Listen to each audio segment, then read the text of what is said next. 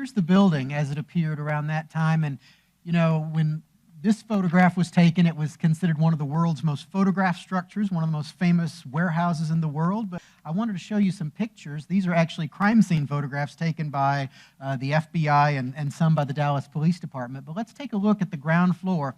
Now, first of all, Karen, where would you park your car in 1963? We parked it behind, over in the railroad tracks. There was railroad tracks and just gravel lots back there. So we parked it behind the building. This is the front entrance, you know, which is the one that we came in rather than, is that entrance still available even? I'm not sure. Yes. Okay. This is, as you're coming down corner of Houston and Elm Street, there's a little extension, one lane of Elm, and this is the main entrance to the School Book Depository. It's today the main entrance to what is now called the Dallas County Administration Building. That's right. But it looks a little different. We have it looks like a radiator there on the right-hand side.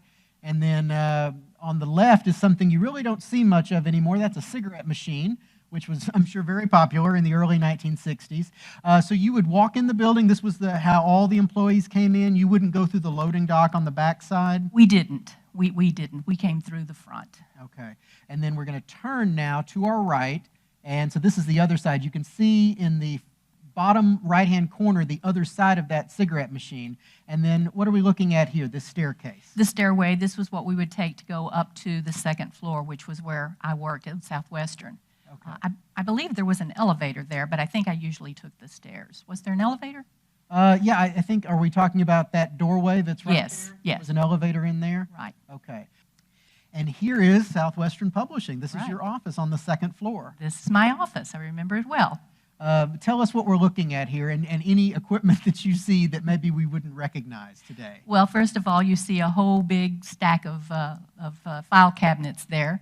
Instead of computer files that we have these days, we didn't have computers then, and so that was where we kept all of the paper files. Now, the desk that you had is in the far southeast corner. So in this picture, we're talking about the corner. If it's on the right-hand side of this image, and southeast corner is important because you were on the second floor, southeast corner, and the sniper's nest, that evidentiary area you saw downstairs, was the same spot directly above on the sixth floor. Right. Now, back there at the back, what looks like a window, is that where your supervisor or boss worked? No, she worked up in this area, I believe. This is the outside of the building. This is a picture taken on November 22nd. You can see there's some detectives and police officers outside. But I want to draw your attention to a sign, not the big Texas School Book Depository sign, which we actually have in our collection today, that original sign. But there's another sign that's on the corner of the building. And I'll show you another picture. This is a same day, a little bit earlier, but this is a color photograph taken by a bystander. But again, on the right-hand side of the picture, you can see that sign. And we have that sign today in our collection, and here it is. It listed all the publishing companies that actually had offices inside the School Book Depository. It's an artifact that you don't see very often. And at the very bottom, Karen, that's your company, Southwestern Publishing, which was one of the smaller ones. Is that right? It was. Yes, it was. Macmillan and Scott Forsman were much larger than we were. You saw Oswald in the lunchroom, often on the second floor. Let's take a look at that. So we're on the second floor, again, same floor that your publishing company is officing on. And this door that we're looking at right here, tell us about that. Well, that was the door to the lunchroom, but it was always open.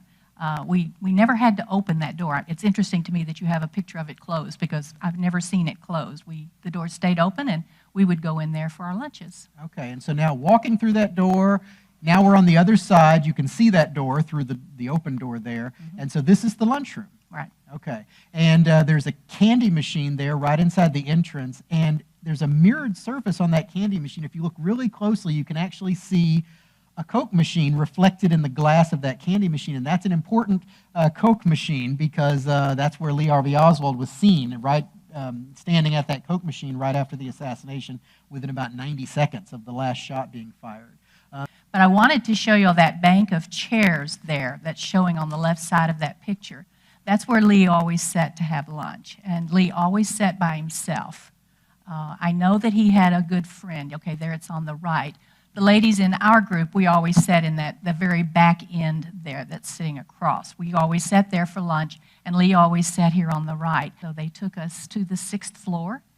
He took us to the 6th floor and showed us that window, which was directly above my desk. You had never been to the 6th floor at all in No. the whole time you'd worked at the building? No, we weren't allowed up there. The office workers weren't allowed up there. So this was the first time, and the FBI agent took us up there and showed us where Lee had arranged the boxes and everything around the window. Let's take a look at that. There's a color photograph of the sniper's nest. So this FBI agent just took you and a couple of the girls? Yeah, a couple of young girls. Was he flirting with you? All right. Well, this has been great. Please join me in thanking Karen Scranton for being our guest today.